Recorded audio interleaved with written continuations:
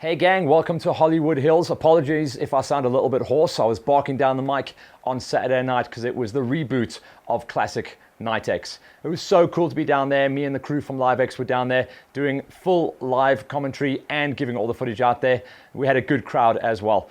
I didn't think everyone was going to be turning up as well because it was very late in the day. Mike decided lastminute.com to dust off the old racing format, and he gave us a really nice raceable track. It was less enduro cross, more motocross, so we saw a couple of different players. And listen to these numbers on the page. From the club entry, we had 47 goons out there. The pros, we had almost 20. The ladies, 9. And for the junior category, 15 riders. That was really good numbers on the page, and we went through the formats and broke it down until we got into our finals. The big pro main though, let's take a look at that and the focus points. Brian Capper is the winningest rider in NightX history, and he was coming into this as the #1 ranked rider.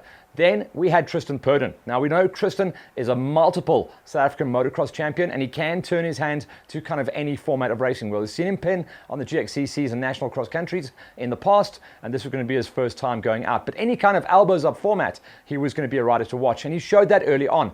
Fastest qualifier was Brian Capper, and then it was Tristan Purdon. Looked like they'd worked well together, and this time around Capper was on a Husqvarna riding out of Prusi Bikers Warehouse, normally on a Honda.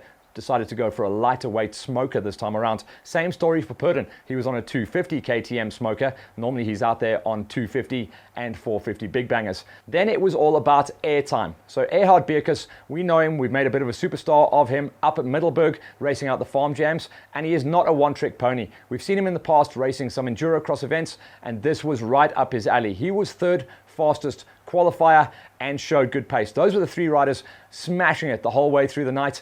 Sure, we had some great racing coming in from our ladies. In fact, the fastest lap time came from our very own Janke Pieterse, and it was Megan Jonker and Tegan Reed that were going to be battling it out as well. So the motocross girls definitely showed what they can do, but it was Janke who just seemed to be toughing it out a little bit better than the rest of them.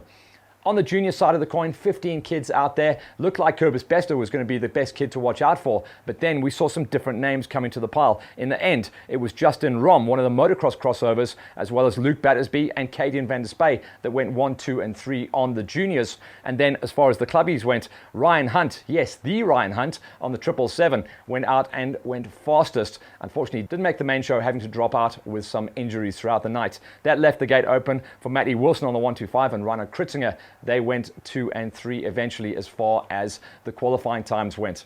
Then in the evening session, it was all about the knockouts. We had 7 rounds where you had to be in the top 3 to go forward into the main events. And the main events were out at around about 8 o'clock, 8:30 at night, and gave us some absolutely perler racing. Once again, the cream did rise to the top, and Capper remains king of NightX. The dust-off format was just spectacular.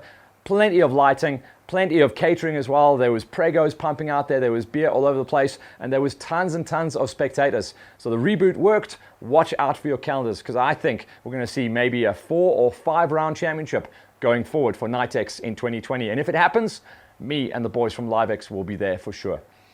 So now, what else is on the page? Well, on Wednesday, I'm going to be driving up, as many people will, into the Maluti Mountains to go to the Roof of Africa. And that will be the official mic drop of 2019. So we'll be giving you a nice report back when I come home from that one. I should be back on the Sunday. So, excuse me. I should be back on the Sunday. So by the Monday, I'll have some kind of voice to be able to talk to you guys and give you one of our final reports. It won't be the last report though. We'll still have 2 more episodes of Hollywood Hills where we'll once again do a quick wrap of the season and look forward to some of the calendars for 2020. Already, we've got the GXCC, so check this out as well. We want to keep reminding you guys of the GXCC calendar. It is listed as provisional, but pretty much locked in.